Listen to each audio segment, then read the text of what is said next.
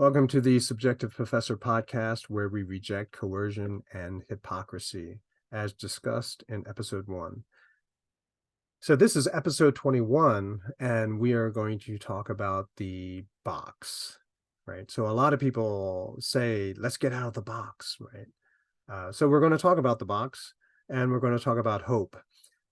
This is actually a large topic, and so we're going to do this over 2 episodes. This episode, I'm going to introduce the box to you, and also I'm going to describe 2 of the sides that I've been able to work out. And in the next episode, we'll finish up, we'll talk about the second 2 sides, and then we're going to talk about, well, what's the significance of knowing what the box looks like? And that's when we get to talk about hope. All right, so in this episode, let's talk about the box. What is the box?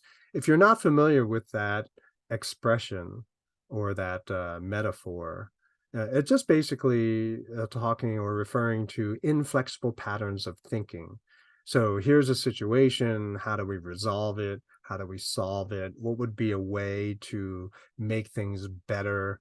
And people end up proposing old ideas, familiar ideas, things that people have proposed in the past over and over and over again, and they are stuck in a box. And so they have no way of being creative.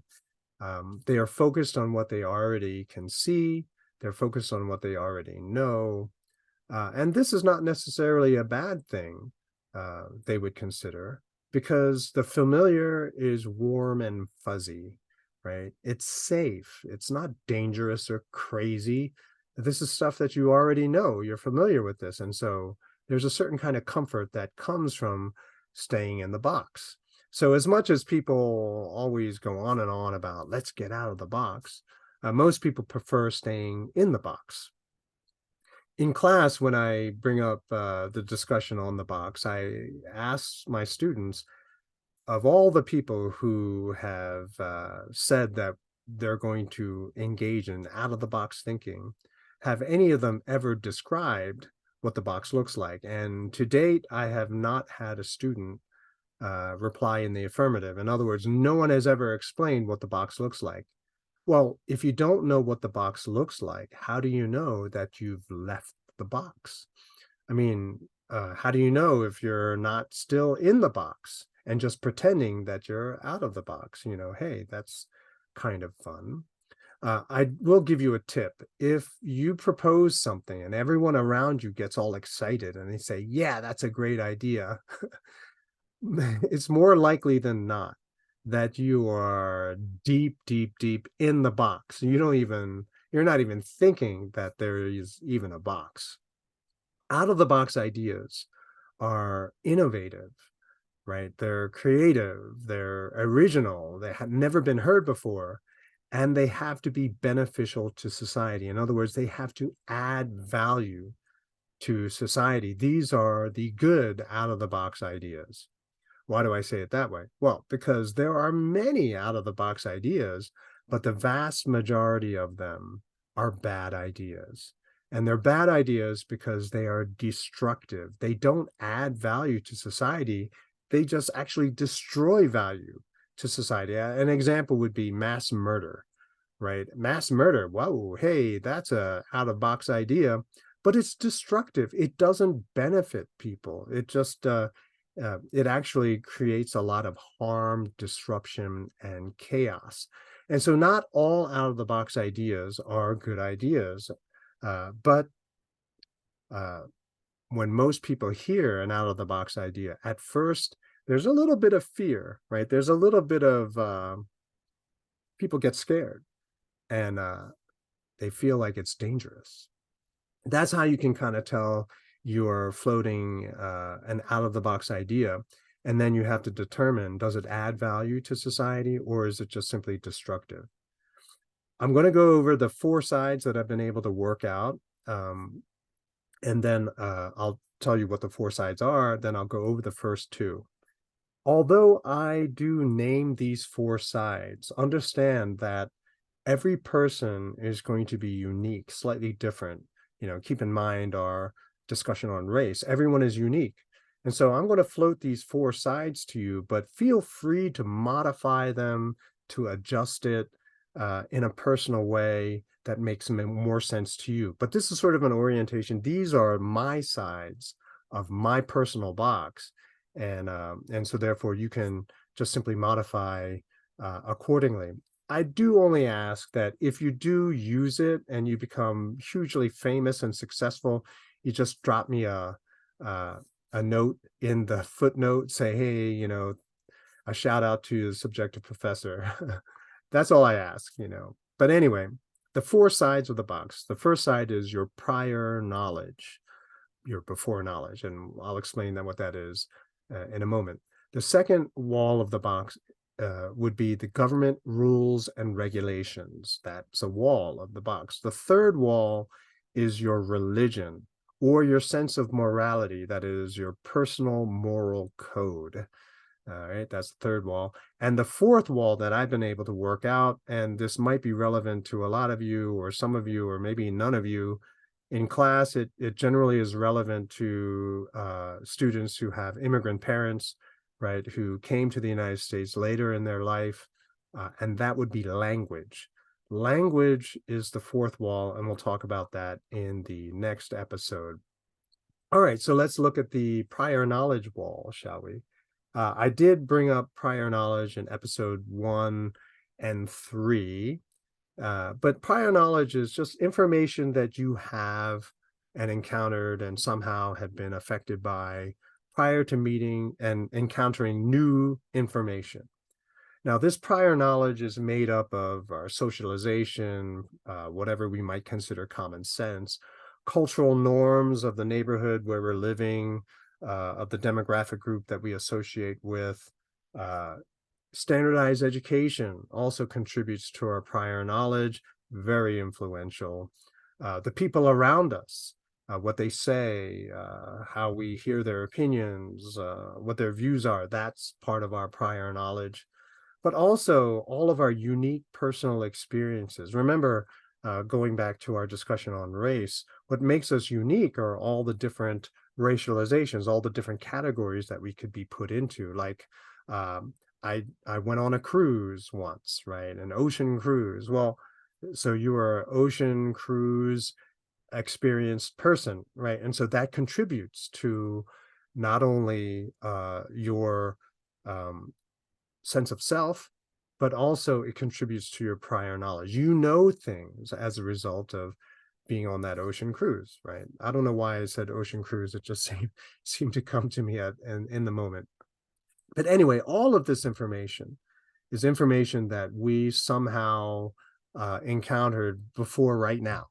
And this information that you're hearing today, if it's new to you, will become part of your prior knowledge tomorrow or even a moment later, right?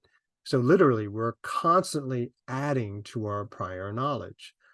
Now, we may not remember all of it, but most of it has some kind of effect on us, right? We just don't remember, but it does have an influence. So, for example, why do you like the music that you like? Why do you like the food that you like? Why do you like the types of people that you like? We don't remember what happened in our lives that contributed to the formation of our preferences, but there they are, right? We are influenced by our prior knowledge. Whether or not we remember all of it or not, doesn't really matter. It's part of our prior knowledge. There it is. Now, most people have I should speed up my talking here. Most people have a preference or a bias in favor of their prior knowledge. And so generally, most people are more comfortable seeking out information which confirms or affirms what they think they already know is true. Some people call it confirmation bias. It's convenient, it's easy, you don't have to change much of anything, you don't have to apologize to people saying, oh, I'm wrong, I was wrong, but now I know, so forgive me. And so this prior knowledge is while it is vast and huge, it's not that difficult to overcome. So if prior knowledge, right, your bias for information that you already learned and heard once upon a time somewhere, and so you think that it's the absolute truth. Well, the way to overcome this wall is pretty easy. You just have to deliberately listen to people who have different opinions and different subjectivities, right? People who have experienced life in a different way for different reasons, right? Maybe they're a different gender, maybe they're a different race, maybe they're from a different country, maybe they have different major, a different concentration of study in the university, whatever. You have to just go out of your way to try to listen to their perspective, understand why they think and say the things that they do. You're not going to critique them. You're not going to try to cancel them. You're just going to engage in a dialogue. And this is why it's why free speech in America is so very important, right? Instead of canceling people with different opinions and different perspectives, different subjectivities, engage with them, listen, and see what it is that you might have missed. Or maybe after talking to a lot of people, maybe you have the best idea. Maybe other people can benefit from having a conversation with you. And so, in other words, you help other people overcome their prior knowledge. At the same time, you are constantly seeking new subjectivities, new information, so that your prior knowledge no longer holds you back, right? So, for example, for my part, I grew up in the United States. I had all of these beliefs. I was confused too. And I'm constantly trying to find new information, better ways of understanding the world that I live in. And after studying race theory, I stumble on Austrian economics. And so now I do race theory with a heavy influence from the Austrian School of Economics. There it is, right? And so it's kind of interesting, but the combination of all of these different fields allow you to sort of enter into areas of life which you never really gave much thought to before. So that's the first wall, your prior knowledge. You don't know everything already, so you have to constantly be open to listen to more information, other subjectivities. In other words, you can't just say, oh, I don't like what you're saying, you're a racist, get out of my face, right? Instead of doing that, try to understand that perspective. And maybe it is a bad perspective, in which case you want to dialogue with that person to help that person get to better ideas. The second wall that I want to talk to, and we're going to end this episode talking about this wall, is government rules and regulations. Now, this is a barrier to new ideas, better ideas, because everything on the other side of this wall is illegal. That's the big thing, it's like, oh, why don't we do this? Oh, because it's illegal. Oh, well, so much for that. For those people who want to try to go beyond this wall and transgress into the field of illegal, well, there's usually violence, punishment, incarceration, it doesn't end well. And so I want to emphasize that I do not support criminal activity. I don't. But I do encourage you to find loopholes. And this is the way that we can get around government rules and regulations legally without ending up in prison. Now, why do we have to try to do this? Well, because government rules and regulations have an effect far beyond just the rules themselves. Now, we'll get to it in the future, but generally, government rules and regulations create new sets of incentives which are not necessarily beneficial for society. They generally turn out to be very destructive and very expensive, but also funding for research and for sort of innovative projects follow laws. They follow fashion trends, which generally, a lot of laws are created based on, think about climate change, think about ESG, these laws are just simply following the trend that's going on in society and in politics. And so funding will follow those trends. So if you have a research idea, but it doesn't have anything to do with what is fashionable today, yeah, you're not going to get any funding. And so it becomes more important for us to realize how to exploit loopholes or way to break into this system so that our ideas get some traction. Okay.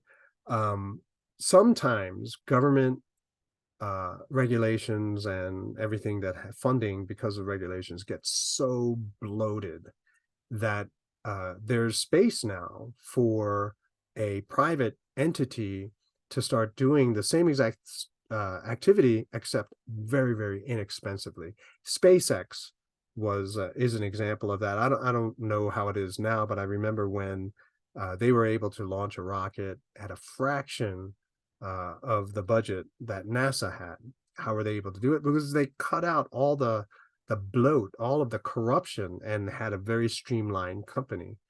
And that's how they were able to do it. But for the rest of us mere mortals, how do we do it?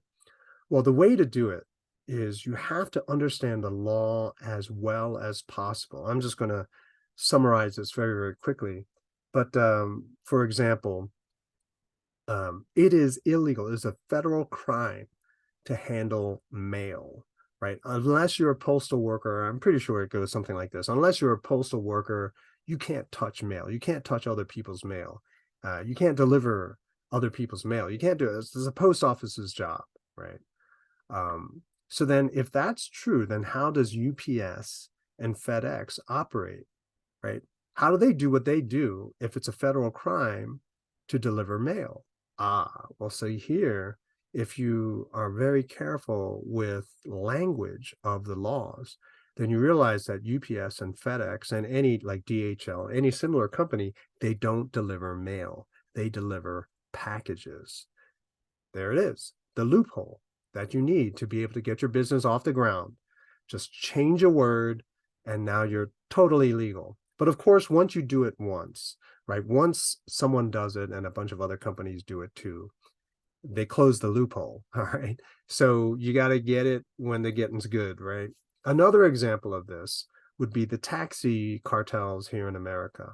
So for a very long time, you could only drive a taxi if in most cities, in many cities in America, you could only drive a taxi if you had a medallion, a taxi license. And most cities stopped giving out taxi licenses. And so people would fight and bid up those taxi licenses. And so in some cities like New York City, I believe it was like $600,000 for one taxi license. And so it actually became an investment thing. So someone would buy the license and then lease the license out to 3 drivers. And so 3 drivers would be driving that car 24 hours a day. And the owner of the license would get either a percentage or, you know, whatever it is he's charging the taxi cab drivers for the use of that medallion. Well, it's illegal to drive a taxi unless you have a license, which is why they call them gypsy cabs. It's probably racist to say that, but that's what they were called, unlicensed taxis. Well, then how does Uber and Lyft do it, right? People would say, oh, you can't operate. You guys are acting like taxis. And they said, no, no, no, but we're not taxis. We are ride sharing services, right? And that's how they got around the taxi cartel, by changing the word taxi to ride sharing. It's not changing, but describing themselves not as taxis, but as ride sharing, which really upset a lot of people, but perfectly legal. They didn't go to jail, right? And that's the way to do it. And so understanding the law as best as you can allows you to be able to see where the loophole is. We could leave the country to get away from restrictive rules and regulations. Seasteading would be an idea which almost took off a couple of years ago, but then was shut down by someone. Gee, I wonder who. Gurgaon is a private city in India that within a couple of years became a massive modern city in the middle of impoverished India. But I think I saw a follow-up video recently, and they established a local government, which means that a lot of the hypergrowth there is going to slow down.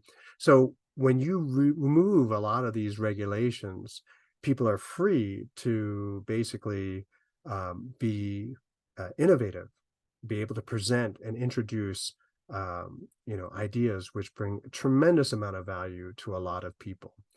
And finally, one way to get around these rules and regulations is to roll back all of the regulations, right? It's the reverse of legislation of morality, which we talked about in episode 7. But that's it for now. I'll see you in the next episode where we talk about the other 2 sides of the box and get into issues of hope. I'll see you there.